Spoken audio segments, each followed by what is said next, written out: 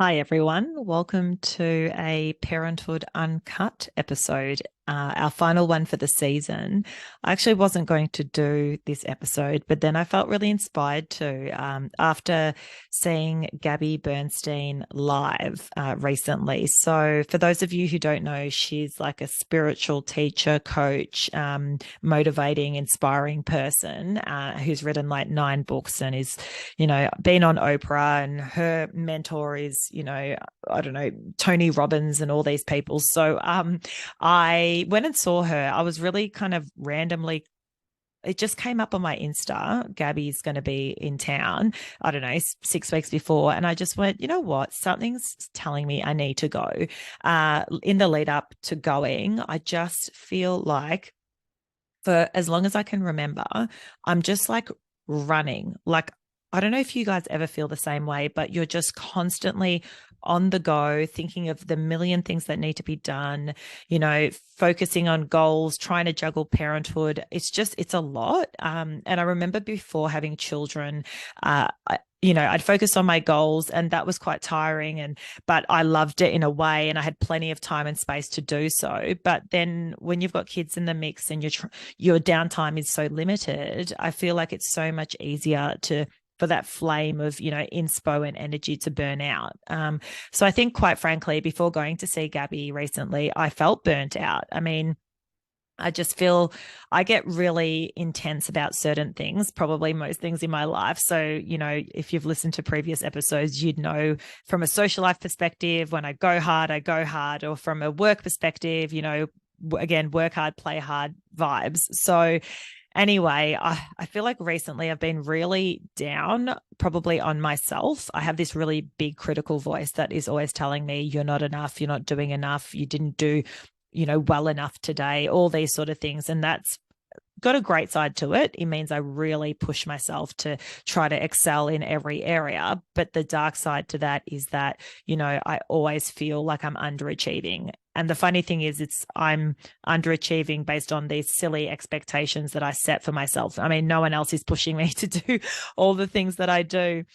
More recently, on top of that, my little 4-year-old Noah has been a little bit more troubling, I guess, to look after from a parental perspective. He's, a little bit more challenging at home, talking back, I guess, going through a bit of a phase. And so, at the end of the day, I'm often just like, God, and you can't even, get your kid in order. You just, so it's not just work stuff now. It's actually like, things that I'm powerless to control, such as my child's behavior, is really getting me down. And on top of that, the market isn't great. For those of you who know, I'm in property development, so there's a few stresses around, selling houses and working essentially in this environment that we're in. I know a lot of people who are in the business world will probably be able to relate that it is a little bit of a pessimistic time, and that, weighs on you, right? As much as you try for it not to. And again, we're so powerless to what's going to happen in the macro environment. But it's so easy to let that get you down.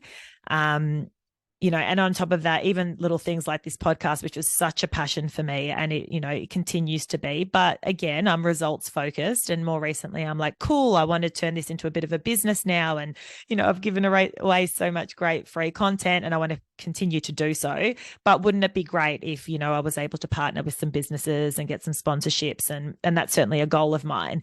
And as I said to you, when I've got a goal, I get very intense about it. So then it's now, more recently, every time I'm on Instagram, I'm looking at the statistics and how many likes did I get, and, how many followers did I get this week, and are we reaching enough people, and how can I reach more people, and why is that particular influencer doing so well and I'm not, and all these things, right? The critical mind, it's so real. Actually, before I kick on, I should mention that you've probably noticed this is an unedited version of the podcast. So for those of you who may have just joined us, usually our episodes sound pretty sexy. We get it audio tuned and everything, but this one's just real. I'm giving it to you real as my thoughts come through. So yeah, if I stuff up, you'll know about it. So basically, yeah, so a whole mound of just sort of stressful thoughts more recently. And again, I'm not sure if others can relate. If you can, I so feel you. And then I went off to do this Gabby Bernstein workshop that lasted a day. And basically I sat down, she comes on stage, we're all like, oh wow, here she comes. And the workshop was around manifesting, the life that you desire. And I don't know about you guys, but for me, I'm quite clear about the sort of the results that I want to be, getting and the life that I desire to have and things like that. So, but I just really felt stuck in the manifesting piece, like I had goals, for example, around the podcast. And I'm like, why am I not achieving them as quickly as I should be, even though a lot of it is out of my control and all those sort of things. So I felt really stuck. And Gabby actually opened with a quote from Oprah, which is, we manifest what we believe. And I'm like, Oprah is a queen. I hope to be her in the parenting space one day. And so as she said that, all of a sudden I had this lump in my throat. And then she said, I want you to think about what your belief systems are. And then she goes, everyone close your eyes. And then this music comes on. It's very like, uplifting and things. And she goes, I want you to think about, what is the belief that you've got that's holding you back? And the first thing that came to mind was, I'm not good enough. That's my belief. And actually, when I broke that down further, it was, if I don't achieve results, I'm not loved. That's like what came to me. And as that came, here I am in a room of thousands of people and I'm sobbing uncontrollably. And I'm such an ice queen usually. For those of you who know me, I do not cry. I think 80 episodes of the podcast, I've never cried once, and we've spoken about some pretty heavy topics. Because I'm so good at refraining, and holding in my feelings because I was conditioned to do so. As a child, I always felt like as though I had to kind of keep my shit together to make it easier on supporting, I guess, a lot of stresses that we had in the household around, building a business and money. So I thought, okay, just don't be difficult. Don't show your emotions. Don't be another problem that, everyone has to deal with. Just hold your shit, right? And so for me to be sitting in this room, everyone had their eyes closed, I hope, and I was crying is so like, an out of body experience. And basically, I just realized, where the hell did that belief come from? If you don't achieve results, you're not loved. And what I realized was, for so long in my childhood, I felt as though I was always proving myself, particularly to my parents. I felt as though there perhaps was a little bit more conditional love there. You achieve or you get the praise. If you don't achieve, what happened, right? So, and, part of that's probably my own internal system, and part of that may have been a factor of my environment. But it's so difficult to break out of these beliefs that we have. I mean, if you think about it now, like as I'm talking, what is the thing that you believe that's holding you back? And be real about it. Really think about it. When I sat there and realized that was the belief I was holding, and that's why at the end of every day, leading into witching hour, 5, 6 o'clock at night, the kids are feral, and all I could feel was this heavy weight that you just didn't do enough. The results aren't good enough. Your kid's flying off the handle. You're not a good enough parent. You didn't achieve that. You haven't done all the things. You're not loved. When I realized that that's what I was holding on to, on top of everything else, all the other stresses of our day, I realize now why I have been feeling so heavy. So that was a big breakthrough moment for me, actually, just even acknowledging that belief was there for me. And so following that, we finished the meditation. I wiped my eyes and hope that no one had ever seen me cry. Gabby starts speaking about, okay, so we've identified what that belief is that's holding us back. Her new book is all about this, by the way. It's like the check-in method. So what you do is, number one, you check in with that emotion that has just arisen. So next time I'm sitting there during witching hour feeling heavy, I need to stop and I need to check in and go, oh, there she is. There's that little belief from my inner child, you haven't achieved, you don't deserve love, check in, notice it. Own it. I feel like even if you stop there, you've taken some of your power back. Secondly, become curious. So where is that emotion sitting? What color is it? Where do you feel it? All these sort of things. What you want to do is you want to start realizing that this isn't just shit that's in your head. You want to sort of start distancing yourself from it. So by defining it, you're kind of calling it a name, you're giving it a bit of a a color, a feeling, a sensation, and now it's not part of you. And the third step is compassionately connect. So rather than just pushing it away or pretending it's not there or whatever, you actually just want to sit with it and go, oh, shit, okay, so here we are again. You didn't achieve all of the results that you wanted for today based on your own inner critic. Okay, I'm noticing that. I feel a bit sick in my stomach. So, okay, yep, I'm feeling it. I'm becoming curious. Now I just want to sit with that and realize, okay, that's cool. That's my inner child coming back. That is not me. That is not the adult version of myself today saying these things. That's the old version, right? The inner child, as they sometimes call it.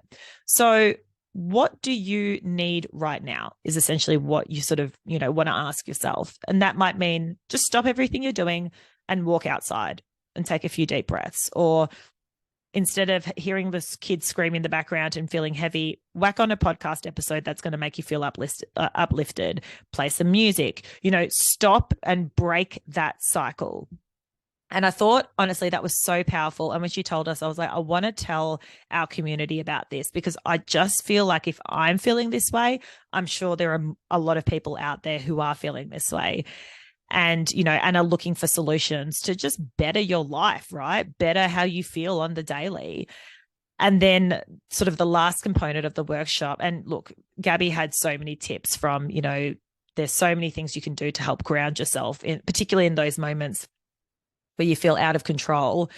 She mentioned things like, journaling, gratitude practices, finding those moments of joy. So that's picking up the phone and putting on a podcast, or speaking to a girlfriend or, boyfriend, or whatever it looks like, or doing some affirmations, or walking outside and smelling the roses, those sort of things. They all help ground you, right? And it's sometimes good. I actually wrote those things in my notes section of my phone, because I think sometimes when I feel really overwhelmed, and I do deal with anxiety on the daily as well, you sometimes forget it. You forget what you're meant to be doing to make yourself feel better. And it's so much easier to just sit in it and feel shit. So knowing that I can look at the list of things that give me joy and that help ground me will sort of enable me to choose one, I guess, in those moments and see what resonates with me in order to try and get out of that mood. And I mean, let's be real. We can sit there saying, oh, well, don't have time, or the kids are crazy and I'm trying to get dinner on, and who has time to walk outside for 5 minutes and take some deep breaths. But what I'm real, and that would be me saying that actually, but what the old me, I should say, or at least, the person that was less mindful of their mental health and state. But what I've realized is, if you don't take those 5 minutes to walk outside or call that friend or whatever it looks like, that even though you feel as though you might be disguising how shit you feel to the world, you're disguising a happy face, putting the food on the table for the kids, or whatever that looks like, it will always come out somehow. So it only takes, one kid to elbow the other one in the head, a scream happens, and then all of a sudden you just lose control. Oh my gosh. And you're screaming, and, or, partner comes home, they say one thing and it sets you off. So I think it's really important that these little acts, these little actions that you do for yourself, it's not even for you per se, it is for you, but it's also for those around you, to ensure that you can feel as grounded as possible. Because let's be real, life is chaotic. And it's, just super important for us to be, I guess, mindful of our state. Plus, one thing Gabby said is, how do you want to live your life? Do you want to live it always feeling like you haven't quite gotten to where you want to go? And to be real, that's probably me for most of my life. I'm the most impatient person ever. I'm like, I want this and I want that and I want certain things and I've got ambitions, and why am I taking so long to get there, and all the things, right? And so I'm always in this lack state. And is that how I really want to live my life? So I think it's important for us to sort of stop and think about that too. What state are we perpetually in?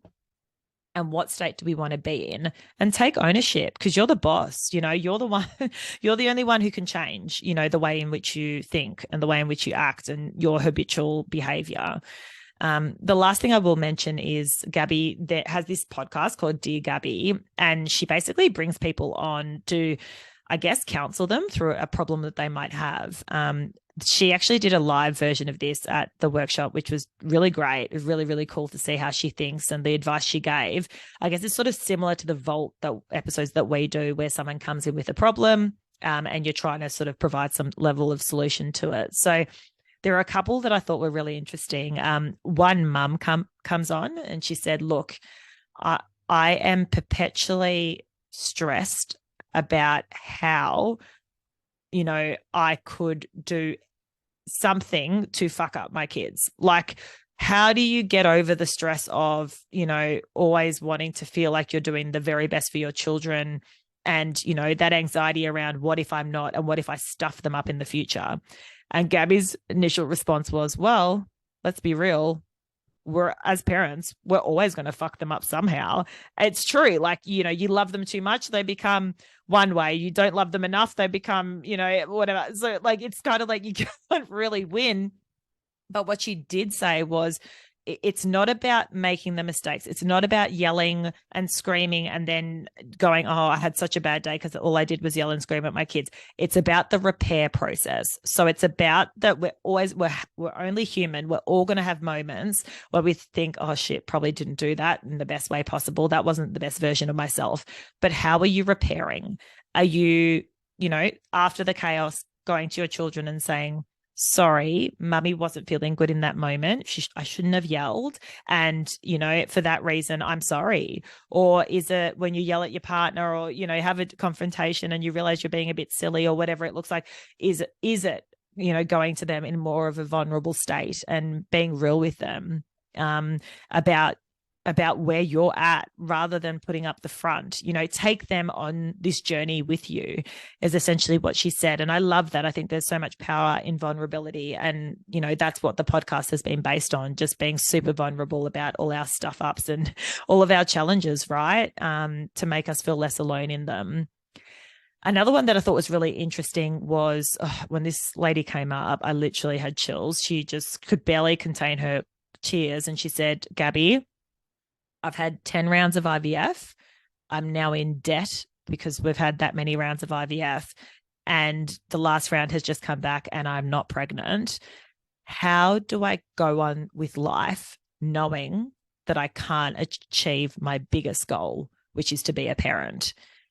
And I literally almost had tears in my eyes as she was saying that, because I thought, far out, here I am worried about achieving some little goals. This is the real shit, right? So again, perspective for us all, if this is not your story, or if you are a parent, or, and you just, and didn't have these struggles per se. I mean, this is real life. People experience this level of anguish. So, she said, what do I do? And the whole crowd silent. And then Gabby says, look, I feel you. She said, it took me 9 rounds of IVF to have my child. And my first child I had, and at 5 months, the child passed away. And essentially I had to give birth to it. And then a miracle child was born, and that's my 5-year-old now. And she goes, I just keep thinking to myself about the lessons, like that 5-month-old, in my belly came to me for a reason. And the only way I was able to get over the mourning period of losing my child was to try and find the reasons as to why it came to me and what I could learn from that. So she sort of spoke a lot about that. But one thing I thought was super powerful was she did say as well, and for those of you who might be struggling to fall pregnant, even if it's not your first, it might be your second or third child, and you're in this state. She just said, the universe will always give you what you want within not what you want, actually, I butchered that.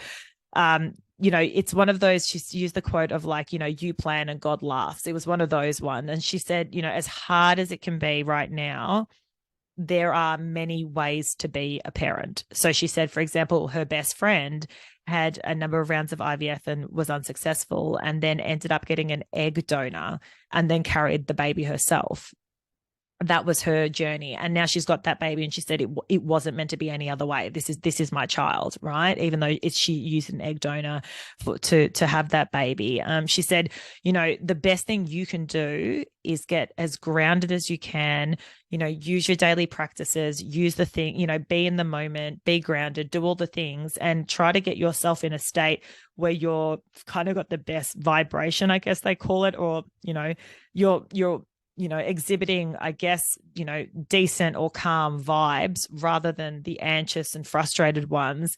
And she goes, and then the universe will do its work too. And I know that can sound a bit woohoo to a lot of people, and I get it. And I can't even imagine being in this person's situation, but I did think there's a lesson there, even if you are not in this situation, for us all. We might be holding so tightly to a dream, or, to have a child, or to, I don't know, to have the next thing, or to not be in debt anymore, or to whatever that looks like for you, or to get over the loss of a loved one, or what, these really big monumental things that can happen in people's lives. And we can feel so powerless and helpless and not know, and almost paralyzed in continuing on. So, in those moments, I guess the lesson that Gabby had was really, try to get yourself and almost try to heal yourself first, and know that you're not alone, and know that there is, she said, like a divine plan for your life, and that, the universe does have your back. And it might not make sense right in this moment, but, when you look back, you'll go, oh, it makes sense as to how that's all panned out. And for example, she said, and then I had my baby, and I couldn't, I wouldn't have done it any other way, sort of thing. So I thought that was really interesting. The last one I'll leave you with is, because I resonated a bit with this, was a woman got up and said, look, I'm a very successful mother of 3, and I've kind of fulfilled a lot of my career ambitions, and I'm feeling really good. I'd say she was probably 50 years old or something. And she said, but I have such strong masculine energy, and I want to meet a man. She said, I feel as though this masculine energy came along, particularly after my divorce, and I felt like I needed to take care of everyone, right? And all of a sudden I couldn't surrender, and I couldn't be chill, and I couldn't, give off my feminine vibes. And so she goes, I became really successful because I realized I have to look after my 3 children and myself. But she goes, now I'm just fucking exhausted. She goes, I get up in the morning and I just think, what was all of this for? Like, what's the point? I'm not even happy, I want to meet someone. I can't even do that. Like, what the hell, what is the point of all the success if I'm not happy? And she said, one thing I'm worried about is if I stop this masculine energy, this go, go, go, this action, action, action, and I've got this kind of energy, I'll lose my edge. And then I may not be successful anymore. Hasn't this action, action, masculine energy gotten me to where I am today? Will I lose my edge? And what do I do? Because I'm not happy. And so one thing Gabby said was, just remember that, you always have masculine and feminine energy in you, and you'll never be able to completely get rid of that drive that you've got. That's part of your personality. That's part of something that's habitual for you now, but you're not going to lose it. You're just going to soften. We're just going to soften your edges a bit. So by doing, practices, by checking in, by being more mindful of our mental state rather than just plowing on and all the things, it will enable you to soften your edges and just sort of smell the roses a little bit. But you'll never lose your edge, it will just soften. And I loved that, because I think for so many of us, we might be sitting there feeling like we're strangling our dreams. And she used that term. And I love that too, because I'm sitting there going, well, with the podcast, I want to get here, or with my job, I want to be here. And with my kids, I'm hoping they do this. And, and I'm strangling and I'm holding on so tight, and I'm, trying to control every facet of, everything that I can control to try and get from A to Z, and, all of the things. But she said, fundamentally, it's not about sitting there strangling your dreams. It's about getting yourself into a position where you feel grounded, you feel content as you can in whatever circumstance you're in, and you don't feel like you're pushing shit uphill every single day. When you can get yourself into that, mindset, and that doesn't mean you have to change everything in your life tomorrow. It might just be one small action that you can take each day that can help you just find a little bit more calm and serenity in your life. And so when you do that, then you actually have the ability for the universe, you're opening it up for the universe to do their part. right? The universe will respond to your vibration. So if your vibration is angry, control freak, frustrated, not good enough vibes, i.e., me recently, then you're going to get those results, right? It's never going to be good enough, and and you're never going to be content. But if you're in a position where you can give off a bit more calm, peaceful, grounded vibes, then the universe, and have a few maybe affirmations, a few things that you're looking forward to, but you're not strangling these goals, as tightly as you possibly could be, then the universe can then respond. One thought that just came up as well was comparison. I feel like talking about feeling like shit sometimes, I'd get on social media. Not only would I be looking at my figures and trying to work out what that would mean from a business perspective, but also, I'm seeing people, seemingly doing well, having huge amounts of engagement with their community, and lots of people following them and engaging in their work, and which is amazing. But when you're in a really bad mindset, you can look at that and feel really negative about yourself, which is what I was doing. But Gabby actually said, when it comes to comparison, and she goes, let's be real, we all compare. If you've got Instagram, you're comparing. Like, you don't pretend you're not. She goes, when you see someone living the life you desire or having the thing you desire, it's a reflection of what's possible for you. So celebrate it. And I went, oh my God, that is a mic drop moment. So when I see that person, fulfilling a specific dream that I would love to fulfill, just celebrate it and go, far out. That's just another reminder to me of what I can have. The universe is telling me that, you can have that too. And that's why it's showing you that. And I think that's such a powerful reframe. And the quote that I butchered earlier was, the universe will give you exactly what you need right when you need it. And I just think that's such a good way to finish off the season. All the things we've been speaking about this season around, the challenges in relationships, the challenges with children, the beautiful moments with children, the friendships, the comparison, the inner talk, and everything in between, throughout all these episodes. Fundamentally, what we're trying to do is bring content, relatable content and information that will make you feel less alone. And also, sometimes it's important to sort of just stop, reflect, and think, all right, is the way in which I'm living serving me right now? And if not, what can I do about it? What can I own in that? So for me, as we take our season break, I'm actually going to be foot off the pedal as much as I can, and really try to smell the roses and really try to focus less on those results that I'm strangling or have been strangling. I want to let the universe do its thing. And I want to, if I can do one of those actions that I spoke about a day to just help ground me, to feel more at peace, which is, I think peace is a big word for me. I don't feel as though I've been at peace for a very long time because of my own doing, right? Because I've always felt like I had to go, because, as I mentioned from the start, that conditional love piece that I've, felt as though I experienced in my younger years, it's peace is something I'm really chasing now, and not chasing in a strangling way, but chasing as in, I guess, mindful of, right? And so I encourage you to think about, what are the things that you would like to bring into your life, as far as those, what state do you want to be in? And what can you do today to start getting yourself in that state? So we'll leave it there. But thank you once again so much to everyone who's been listening to the pod. You guys are the reason why I do this. I absolutely love hearing your feedback. So by all means, hit me up on my DMs on Instagram. Please feel free to rate the podcast on Apple iTunes if you can. That helps get us a bit more profile on Apple. And also feel free to share this pod with your friends, because really that's what this is all about. It's about entertaining us all, but also making us feel less alone in our parenting journey. I'll leave you to it, and I will catch you for season 6.